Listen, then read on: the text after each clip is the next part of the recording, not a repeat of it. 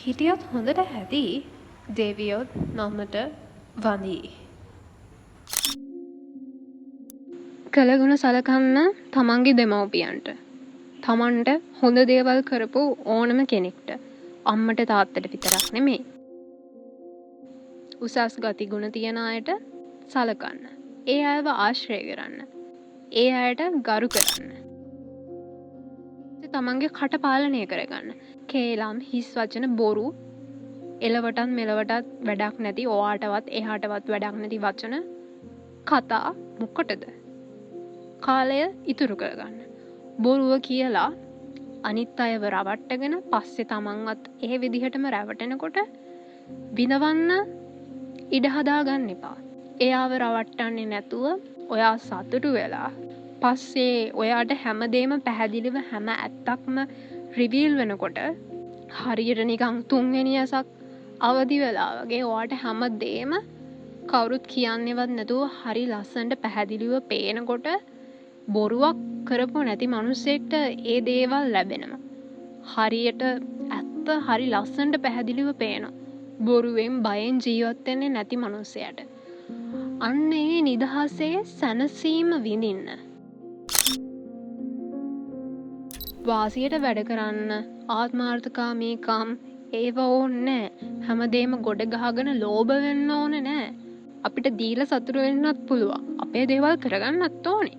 ඒකෙන් මම කියන්නේ අපිට දේවල් කරගන්නේ නැතුව අනිත් අයට හොඳ කරන්න කියලා. නෑ. ඔයාගේ දේ ගැනත් බලන්න.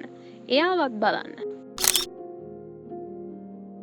තමන්ගේ ඊගෝ එක ලොකුකම නිසා තමන්ට වෙච්ච තුවාල නිසා අනිත් අයගෙන් පලිගන්න එක නවත්තන්න. එයාලා ඔයාට තුවාල කරා.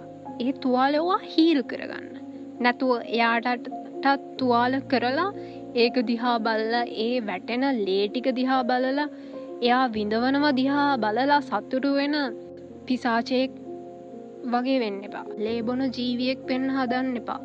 බය නැතුව කාටවත් ණය නැතුව සැහැල්ලුවෙන් ජීවත් වෙන මිනිසෙක් වෙන්න. අන්න එතකොට අනිවාර්යයෙන්ම ඔයාව දෙවියොත් රකින්නවා. ඒකේ කිසිම සැකයක් නැහැ. ඔයාටම තේරෙයි මේකේ ගැඹුර දිහා බැලුවම. නිකමට බලන්න මේ පුරුදු ටික දිහා. ඔයා ණය නෑ. ඔයාගේ අම්මට තාත්තට ඔයාගේ ආදරණීයන්ට ඔයාව බලාගත්ත කිසිම කෙනෙක්ට ඔයා ණය නෑ. ඔයා උසස් අයව ආශ්‍රය කරනවා. උසස් අයට ගරු කරනවා. ඒගොල්ලන් එක්ක තමයි ඔයා ඉන්නේ. ඔයාගේ ඔළුවට යන්නේ එයාලගේ හොඳ වයිබ්‍රේෂන් එක, පොසිටිව් වයිබ්‍රේෂන් එක ඔයාගේ ඔළුවටත් යන්නේ. ඔයත් හැදෙන්නේ එයාලා දිහා බලාගෙන. ඔයා දන්නවා ඔයාට එක කටක් විතරක් දීලා තියෙන්නේ අවශ්‍ය වෙලාවට පාවිච්චි කරන්න, අනවශ්‍ය වෙලාවට කට පියාගෙන ඉන්න කියලා.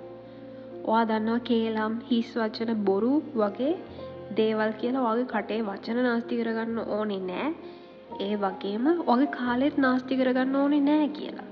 ඔව් අනිවාර්යෙන්ම ඔයා කට ඇරලා කතා කරනවා. ඔයා කතා කරන දේෙන් ඔයාට වගේම අනිත් අයටත් මොකක් හරි ප්‍රතිලාභයක් ලැබෙනවා නම් ඊට පස්සේ ඔයා වාසියට ආත්මාර්ථකාමීකම් වලට ලෝභ කමින් ඉන්න මිනිසෙක් වෙන්නේ නැහැ.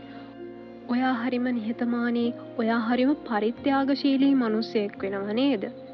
හිතලා බලන්න, ලෝභ නැති මිනිසෙක් තව කෙනෙක්ට දේවල් දෙන හිත සැහැල්ලුවෙන් තියාගෙන මිනිසෙක්ගේ හිත මොන වගේද කියලා. තව කෙනෙක්ගේ දුක දැනෙන, උණු වෙන, ගලක් උණු නැති හිතක් තියෙන මිනිසෙක් මොන වගේද කියලා. තමන්ගේ දේවල් වලට විතරක්, තමන්ගේ ප්‍රශ්න වලට විතරක්, තමන්ගේ කර්මයට විතරක් උණු වෙන හිතක් තියෙන කෙනෙක් වෙන්න නැතුව අනිත් අයගේ දේවල් වලටත් උණු වෙනවා නම් ඒ හිත කොච්චරනම් ලස්සනයිද? ඒක මහා ලොකු බරක් නෙමෙයි. ඒක මහා ලොකු වැරැද්දක් නෙමෙයි. ඒක තමයි ඔයාව මේ ලෝකේ ඉන්න අනිත් මිනිසුන්ගෙන් වෙනස් කරන තැන. ඊගෝ එකක්, ලොකුකමක් නැතුව අනිත් අයගෙන් වෛරය පිරිමහන්නේ නැතුව ඒ අය දිහා උපේක්ෂාවෙන් බලන්න පුළුවන් නම් ඒ අය කරන දේවල් ඒ අය අරන් යනවා, මම කරන දේවල් මම අරන් යනවා කියලා ඒක හරි ලස්සනට දකින්න පුළුවන් නම් ඒ මිනිස්යාගේ හිත තරම් මේ ලෝකේ තියෙන තව ලස්සන හිතක් තියනවාද? ඉතින් දෙවියෝ ඔයාට පිහිට වෙන්නේ නැතුව වෙන කාට පිහිට වෙන්නද? මේ වගේ ගතිගුණ තියෙන මිනිස්සෙක්ට පිහිට වෙන්නේ නැතුව කාට නම් දෙවියෝ පිහිට වෙන්නද? දෙවියොන්ටත් කරන්න බැරි දේවල් තමයි ඔයා කරන්නේ. ඔයා මේ දේවල් කරනවා නම්. ඉතින් දෙවියෝ පිහිට වුණත් නැති වුණත් ඔයා මේ කරන දේවල් නිසා, ඔයාගේ මේ ගතිගුණ නිසා ඔයාගේ හිත විසින්ම ඔයාව හැමදාම රකිනවා. ඔයාව හැමදාම පරිස්සම් කරනවා. ඔයාගේ හෘද සාක්ෂිය ඔයාව බය නැතුව ඕනම තැනකට අරගෙන යයි. ඔයාටත් එහෙම කෙනෙක් වෙන්න ඕනේ නම් කමෙන්ට් එකක් දාන්න පල්ලෙහාන්. I want to be that kind of person කියලා. මොකද මම දැනගන්න කැමතියි අද වෙනකොට මම ඇරෙන්න තව කවුද ඒ වගේ වෙන්න කැමති අය ඉන්නේ කියලා. ඉතින් good luck.